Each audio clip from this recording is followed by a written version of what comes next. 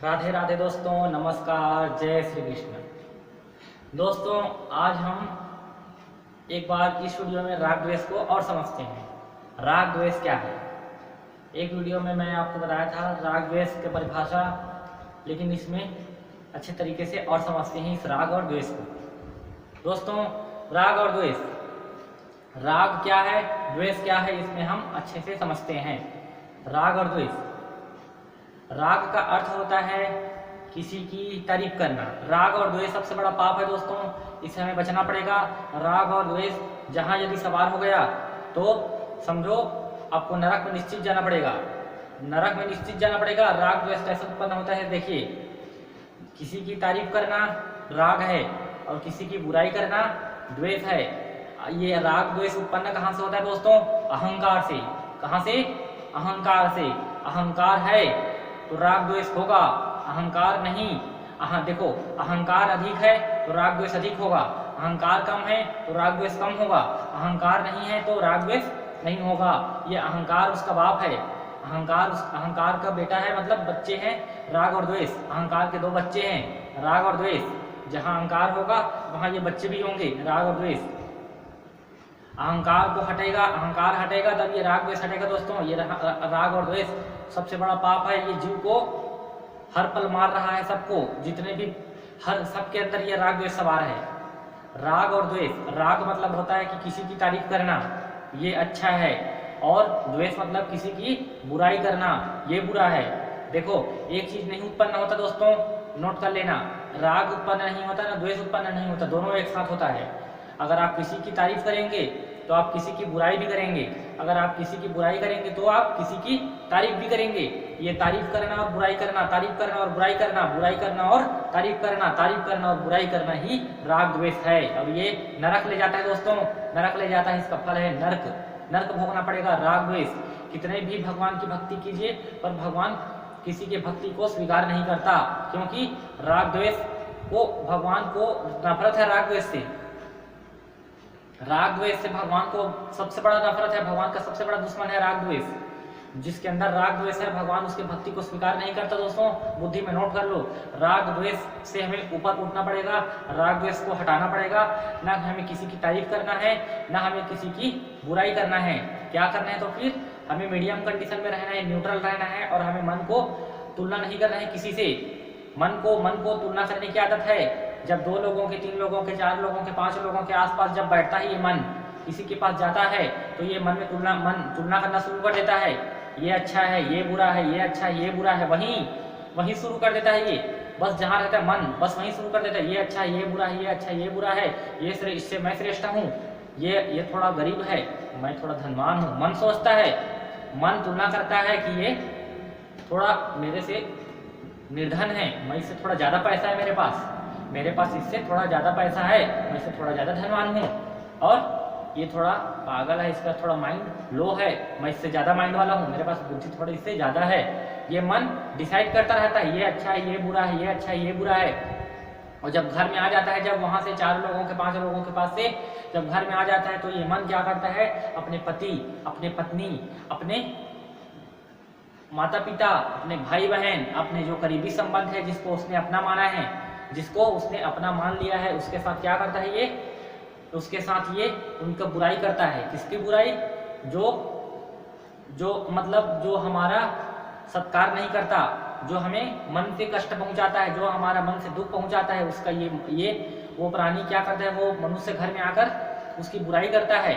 ये है द्वेष। और एक और, जब आप किसी की बुराई कर रहे हैं, मन, क्योंकि आप बुराई ऐसी नहीं कर रहे हैं, द्वेष ऐसी नहीं कर रहे हैं, क्योंकि मन ने वहाँ पास जब आपका जब सत्कार नहीं हुआ, तो मन ने जब आपका सत्कार, आदर सत्कार आपका नहीं हुआ, तो मन तुलना कर लेता है कि ये बुरा है, देखो इसको सत्कार करने की भी आदत नहीं है, आदर सत्कार करने भी नहीं आता इसको।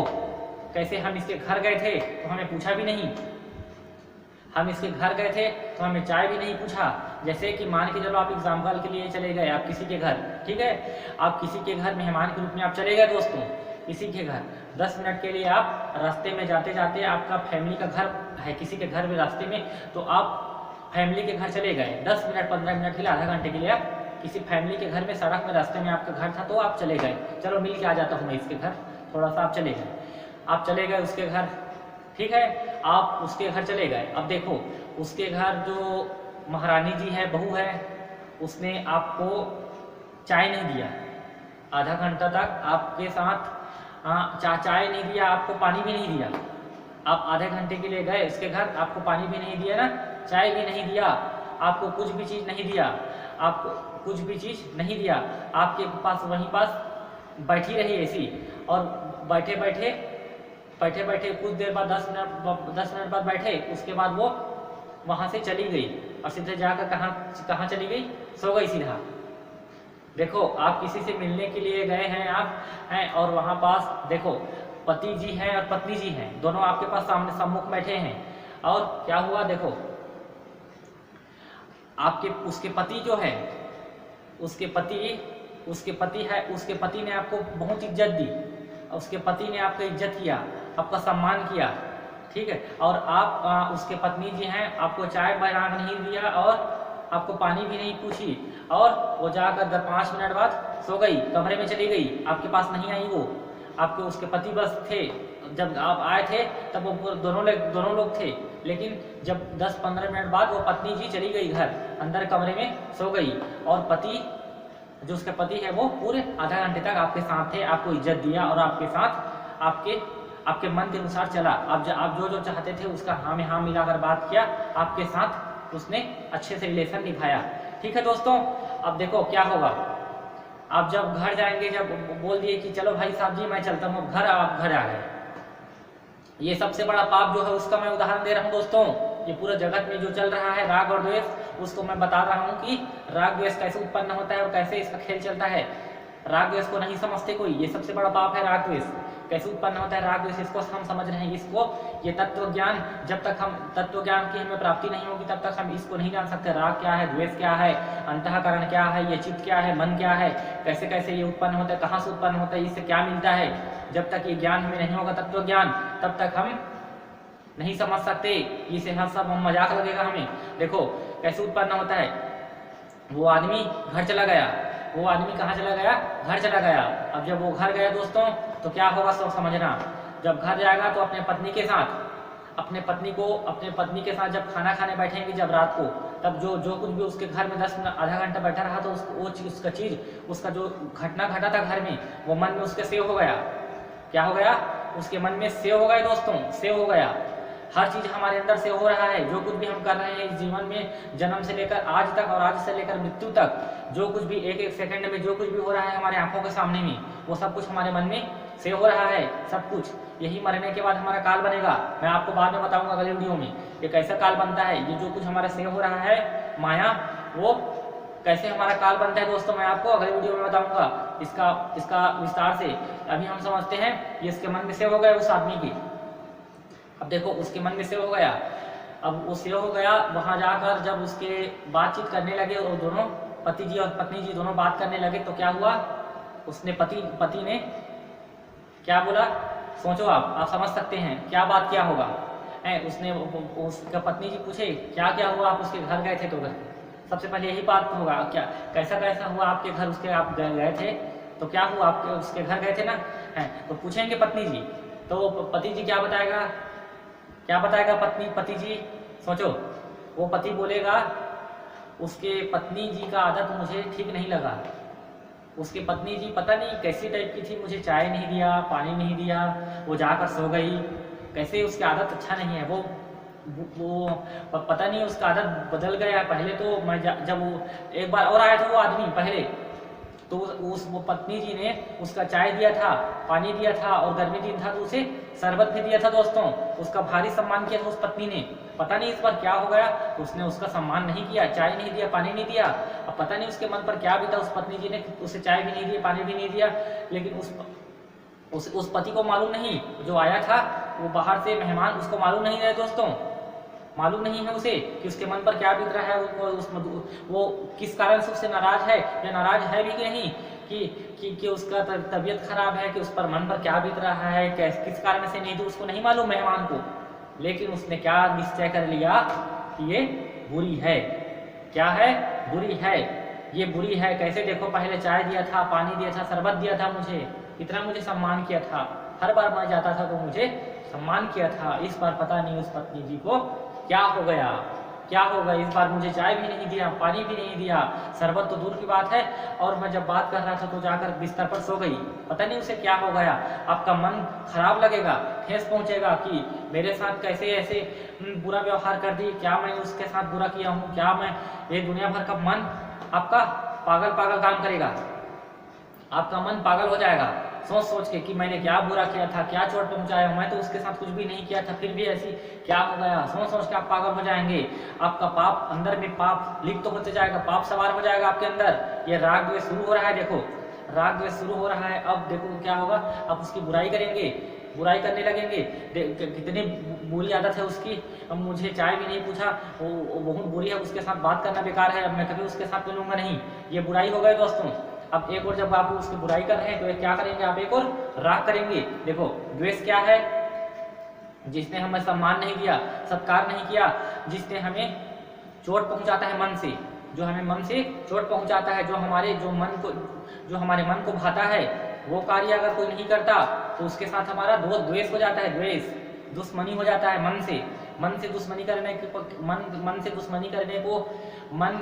से दुश्मनी करने को क्रिया को क्या कहते हैं, द्वेष कहते हैं दोस्तों। मन जो जिसके साथ दुश्मनी करता है, द्वेष करता है, उसको कहते हैं द्वेष। और मन जिससे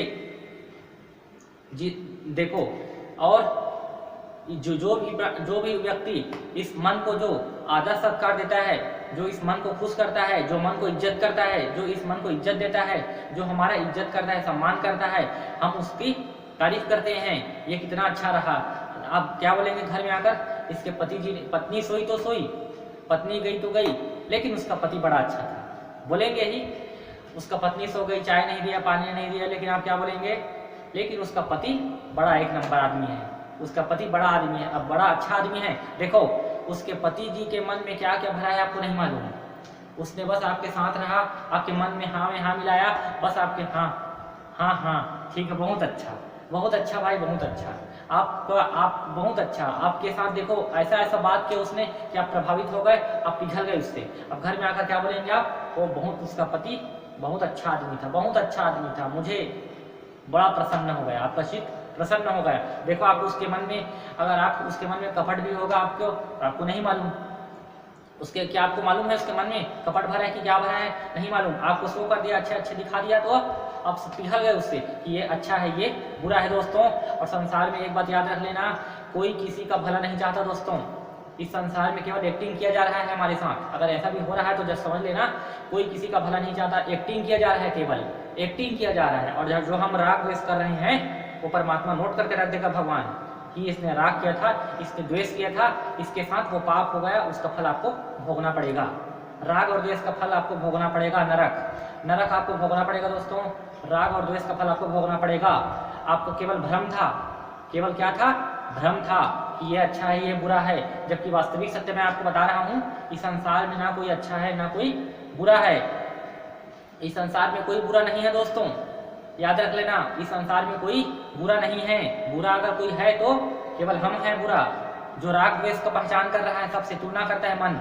इस संसार में कोई बुरा नहीं है दोस्तों, बुरा यदि कोई है तो मैं हूँ, और इस संसार में कोई अच्छा भी नहीं है, कोई अच्छा भी नहीं है, नोट कर लेना, ना इस संसार में कोई अच्छा है ना कोई बुरा है, केवल हमारा भ्रम है कि ये अच्छा ये बुरा है। अगर ये अच्छा ये बुरा है हम किए तो इसका फल हमें भोगना पड़ेगा, क्योंकि हमने सत्य को नहीं पहचाना।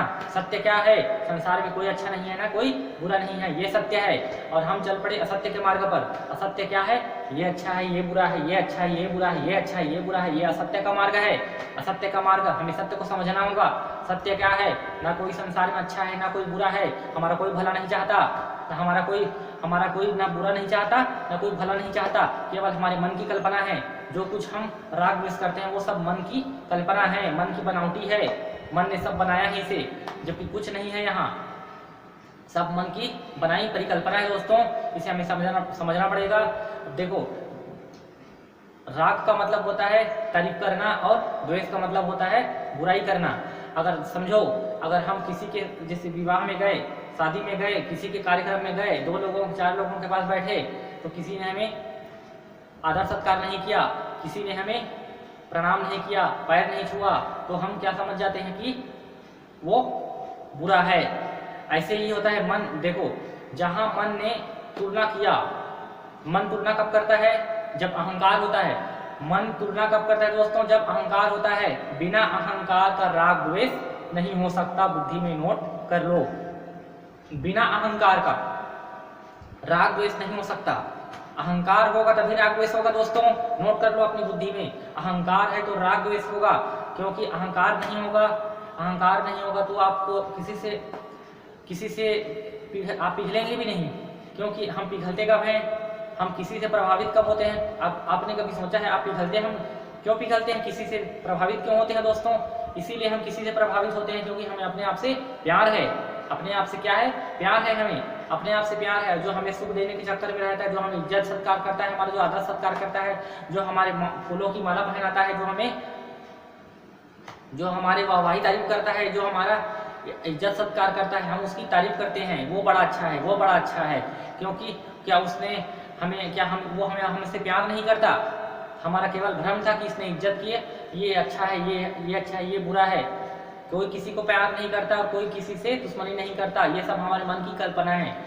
राग मतलब किसी की तारीफ करना, द्वेष मतलब किसी की बुराई करना, बुराई ढूंढना। मन करता है, मन तुलना करता है सबसे, ये अच्छा है, ये बुरा है, ये अच्छा है, ये बुरा है। क्यों करता है तुलना? क्योंकि मन को अहंकार है, भूत अहंकार है अपने आप का कि मेरा कोई इज्जत करे। मन हर पल क्या चाहता है मालूम है आपको? मन क्या चाहता है दोस्तों? हर पल, हर सेकंड मन की क्या आदत है? जैसे शरीर को भोजन चाहिए, शरीर को भोजन चाहिए, तन को भोजन चाहिए, ऐसी शरीर का आहार क्या है? मैं आपको बता देता हूँ। शरीर का आहार क्या है दोस्तों? शरीर का आहार है भोजन। और मन का आहार क्या है मालूम है आपको? इज्जत। मन का आहार क्या है? इज्जत। मन प्रसन्न कब होता है? जब मन को इज्जत मिलता है। और तन प्रसन्न कब होता है? जब मन को भोजन मिलता है। ये तन प्रसन्न होता है जब भोजन से, और मन प्रसन्न होता है इज्जत से। मन हर पल प्यासा है किसका? इज्जत का। इज्जत चाहिए मन को। मन आहार है। मन जहाँ बेइज्जती मिलता है, अपमान मिलता है, वो मन को पसंद नहीं आता, उससे द्वेष हो जाता है। मन का कोई अपमान करता है तो मन को द्वेष हो जाता है, और मन का कोई सत्कार करता है, आदर करता है, इज्जत करता है तो हमें उससे प्यार हो जाता है दोस्तों। हमें प्यार किससे होता है? देखो, राग का मतलब होता है प्यार, और द्वेष का मतलब दुश्मनी, और राग का मतलब प्यार होता है। कैसा प्यार? झूठा प्यार। जो हमारे इज्जत करता है, हमारा सत्कार करता है, हमें उससे प्यार हो जाता है। और जो हमारा अपमान करता है, जो हमें ठेस पहुंचाता है, हमें कष्ट पहुंचाता है, जो हमारा आदर सत्कार नहीं करता, जो हमारे मन की इच्छा को पूरा नहीं करता, जो हमारे प्रतिकूल भावना रखता है, जैसे हमारी आदत है, उस आदत के जैसे ना आदत रख के अलग आदत करता है हमारी, मतलब उसका आदत अलग है। हम सतोगुण हैं तो कोई रजोगुण मिल जाएगा तो हम दोनों का नहीं बनेगा, नहीं, सतोगुणी और तमोगुणी का नहीं बन सकता। सतोगुणी व्यक्ति तमोगुणी के बस 1 मिनट नहीं ठहर सकता, क्योंकि तमोगुणी और सतोगुणी का कभी नहीं मिल सकता। जैसे हम सतोगुणी हैं, सामने हम तमोगुणी हैं, तो उसका द्वेष हो जाएगा उससे। इसी कारण सतोगुणी और तमोगुणी का नहीं बनता दोस्तों। मतलब हमारी आदत जैसा आदत अगर किसी दूसरे आदत का है तो उससे द्वेष हो जाएगा, और हमारे आदत जैसे किसी का आदत मिल गया तो उससे प्यार हो जाएगा। इसी को कहते हैं राग। और द्वेष मतलब जो हमसे प्रतिकूल भावना, मतलब प्रतिकूल आदत है, हमसे अलग आदत है जिसका हमसे प्रतिकूल व्यवहार करता है, जो उससे वो है द्वेष। राग और द्वेष, यही दोनों सबसे बड़ा पाप है दोस्तों। राग को हटाने पर ही द्वेष हटेगा, और द्वेष को हटाने पर ही राग हटेगा। ये राग द्वेष सबके मन पर सवार है। और मन, देखो, राग द्वेष का मतलब होता है मन तुलना करना। मन किसी से तुलना किया, समझो आपको राग द्वेष होगा। तुलना नहीं करेंगे तो राग द्वेष नहीं होगा। और तुलना मन क्यों करता है? अहंकार के कारण। मन को बड़ा अहंकार है अपने आप का, बड़े अहंकार है। अहंकार को मैं अगले वीडियो में बताऊंगा, अहंकार का विस्तार, अहंकार का खेल कैसे चलता है उसको मैं आपको बाद में बताऊंगा दोस्तों। अहंकार, इस मन में, इस जीवात्मा को, अपने आप को 2 प्रकार के अहंकार समाया हुआ है। उस अहंकार में मैं बताऊंगा आपको, इस जीवात्मा को 2 प्रकार का अहंकार सवार है। कौन कौन सा 2 अहंकार है मैं आपको बताऊंगा। इस प्रत्येक जीवात्मा को 2 प्रकार का अहंकार हर जीवात्मा के अंदर में सवार है। सब जीवात्मा के अंदर में 2 प्रकार का अहंकार सवार है, उसको मैं अगले वीडियो में बताऊंगा। अहंकार 2 प्रकार का सवार है सबके अंदर में। उस अहंकार के कारण ही राग द्वेष होता है प्रत्येक जीव को। और राग द्वेष है शास्त्रों में, वेदों में इसे सबसे बड़ा पाप माना गया है दोस्तों। भगवान भक्ति को धूल में मिला देगा। कुछ भी आप करोगे, तपस्या करोगे तो भगवान धूल में मिला देगा, उसका फल नहीं देगा, वो जहर के समान है। भगवान के लिए भक्ति करना, ज्ञान अर्जित करना, जो भी करोगे भगवान के लिए पूजा पाठ करोगे वो सब जहर के समान है। लेकिन अगर मन में राग द्वेष है तो सब जहर के समान है, सबको धूली में मिला देगा भगवान, पूरे जीवन की भक्ति को धूली में मिला देगा भगवान। अगर राग द्वेष मरने के पहले समाप्त नहीं हुआ, राग द्वेष को समाप्त करना हमें कंपलसरी है। अगर हमें ईश्वर को प्राप्त करना है, मोक्ष प्राप्त करना है, मन को शुद्ध करना है। मन अशुद्ध है दोस्तों, देखो मन अशुद्ध कब होता है? जब राग द्वेष होता है। राग द्वेष ही मन को गंदा करता है, मलिन करता है।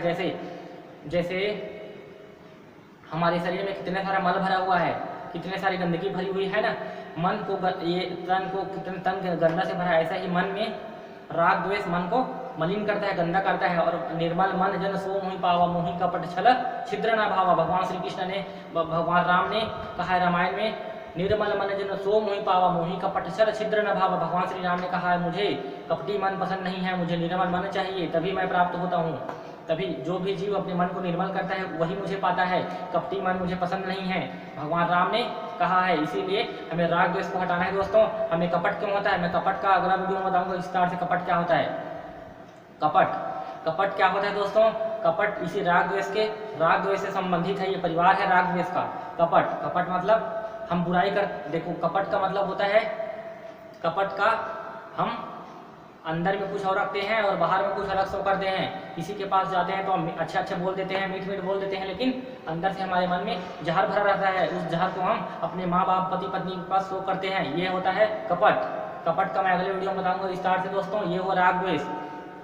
राग और द्वेष, राग मतलब तारीफ करना किसी की, और द्वेष मतलब दुश्मनी करना।